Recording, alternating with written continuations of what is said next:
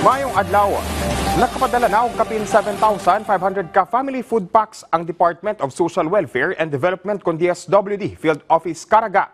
Kiniisip dugang suporta sa panginahanglan sa mga komunidad nga apektado sa nahitabong pagbuto sa Mount Canlaon. Gikan namong family food pack sa strategic warehouse sa DSWD Caraga ug nakatakdang ibutang sa Bacolod City. Pagi kini aron nga masiguro nga gilayng mahatag ang hinanaling ayuda ilabi na alang sa mga individual ug pamilya nga gipahikling tungod sa pag-alburuto sa Mount Canlaon. Gipasalig sab sa DSWD Caraga nga mapulihan ang gipanghatag nila nga family food packs aron nga magpabilin kining available sa mga nanginahanglan sa Caraga Region.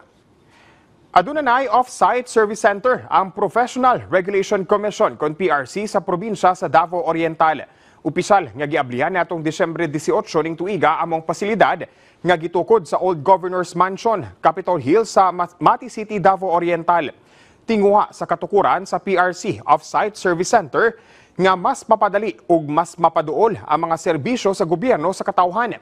Sa maong service center, mamahimong mabuhat sa mga kliyente sa PRC ang nagkariang transaksyon sama sa application alang sa licensure examination, initial registration, renewal sa professional ID card ug ang pagpaduplicate niini, pagkuha og